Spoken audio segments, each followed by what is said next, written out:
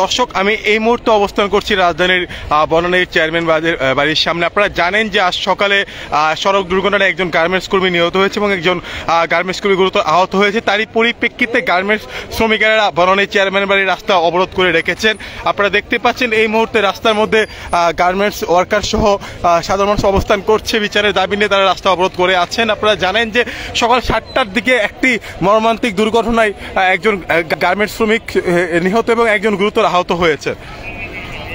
আমি আপনাদেরকে একটু সর্বশেষ পরিস্থিতি দেখানোর চেষ্টা করছি। বর্তমানে বনানী চেয়ারম্যান বাজার এলাকায় আপনারা দেখতে পাচ্ছেন পুরো রাস্তা তারা অবরোধ করে আসে এবং দুই পাশে হাজার হাজার গাড়ি দীর্ঘক্ষণ ধরে অপেক্ষা করছে। আপনারা জানেন যে শ্রমিক নিহতের ঘটনায় শ্রমিকদের যে অবরোধ সেটা আসলে সকাল থেকেই শুরু হয়েছে এবং এখন বাজে বেলা 12টা। এখন পর্যন্ত তারা সড়কে অবস্থান করছে। যমুনা ইলেকট্রনিক্স ঈদে ডাবল খুশি অফার সিজন 3, যে কোনো পণ্য কিনলেই পাচ্ছেন নিশ্চিত ঈদ উপহার।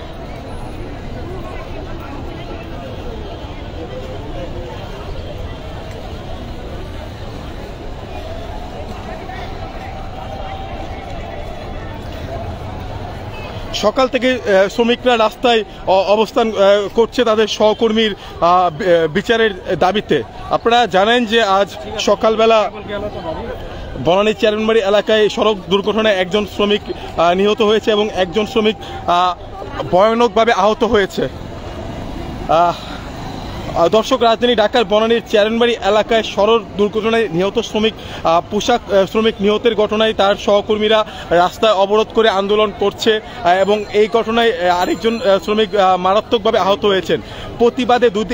প্রতিবাদে বনানীতে অবস্থিত দুটি পোশাক কারখানার শ্রমিকেরা এই এলাকায় পুরো এলাকাটি তারা অবরোধ করে রেখেছেন। এতে বনানী, মহাখালী এবং গুলশান এলাকায় দেখা যাচ্ছে তীব্র যানজট এবং একই সাথে আপনারা জানেন যে পৌনে 6টার দিকে আসলে দুর্ঘটনাটি ঘটে, যেখানে মিনারা আক্তার নামে একজন পোশাক শ্রমিক নিহত হয়েছেন এবং আরেকজনের নাম হল সুমাইয়া আক্তার, যিনি গুরুতর আহত হয়ে বর্তমানে কুর্মিটোলা জেনারেল হাসপাতালে ভর্তি আছেন। তবে কোন গাড়িতে বা কীভাবে চাপা দিয়েছে সেই ব্যাপারে এখন পর্যন্ত নিশ্চিত কোনো কিছু জানা যায়নি। আপনাদেরকে আমি একটু সর্বশেষ অবস্থা একটু দেখানোর চেষ্টা করছি। আপনারা দেখতেই পাচ্ছেন যে বর্তমানে পুরো পরিস্থিতি আসলে কি।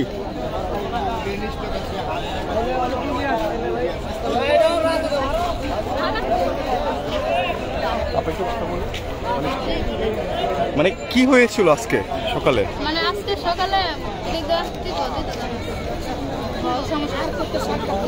আজ সকালে আমরা যখন আসতেছিলাম তখন একটা পিকআপ, আমরা প্রায় 4 জন ছিল যারা অ্যাক্সিডেন্ট করছে, ওরা 4 জন ছিল।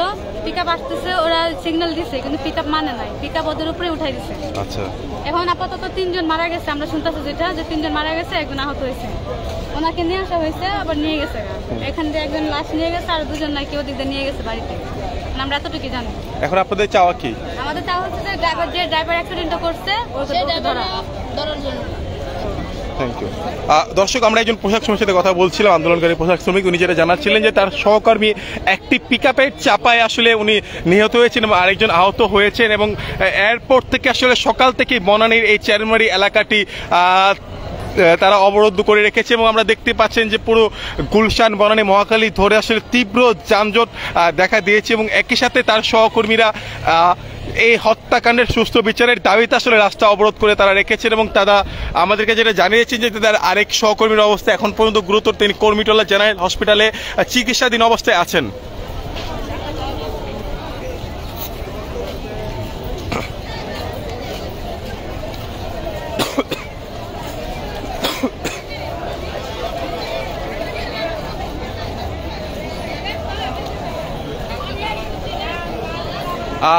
বনানী এই চেয়ারম্যান বাড়ি এলাকার মধ্যে দুটি গার্মেন্টস আছে, যে দুটি গার্মেন্টসের শ্রমিকেরা সকালবেলা গার্মেন্টসে আসার পথে আসলে তার অ্যাক্সিডেন্টের শিকার হয়, যেখানে মিনানা নামে একজন শ্রমিক নিহত হয়েছেন এবং সুমাইয়া নামে একজন শ্রমিক গুরুতর আহত হয়ে বর্তমানে কুর্মিটোলা জেনারেল হসপিটালে চিকিৎসাধীন অবস্থায় আছেন।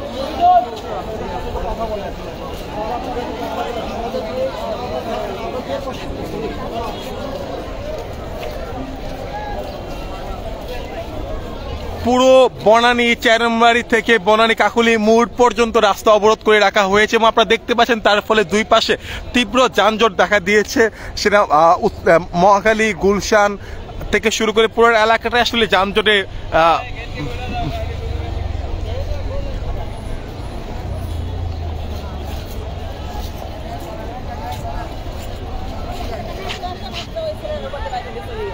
একজন মারা গেছে, পাশে ট্রাফিক পুলিশ আসছিল, পাশে পুলিশ থাকে ভিডিও করে কিন্তু আসে ধরে না। তারপরে পুলিশ আসে মাথা হাতাইতেছে, পুলিশের মাথা ধরে না।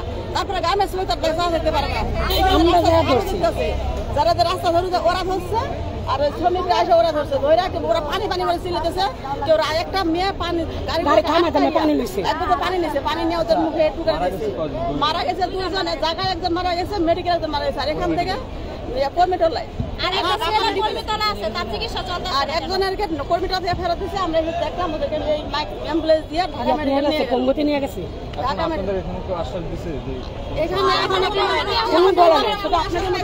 দর্শক, একজন পোশাক শ্রমিক বর্ণনা করছিলেন যে সকালবেলা ঠিক নিঃশস্যভাবে তাদেরকে আসলে হত্যা করে সেই পিকআপ ভ্যানটি পালিয়ে গিয়েছে। সেটা ভোর 6টার দিকে। তারপর থেকে আসলে শ্রমিকরা এই বনানীর চেয়ারম্যানবাড়ি মোড়ে অবস্থান কর্মসূচি পালন করছে, প্রতিবাদ শুরু এবং পুরো চেয়ারম্যানবাড়ি থেকে শুরু করে কাকুলি মোড় পর্যন্ত পুরো রাস্তা তারা ব্লক করে রেখেছে।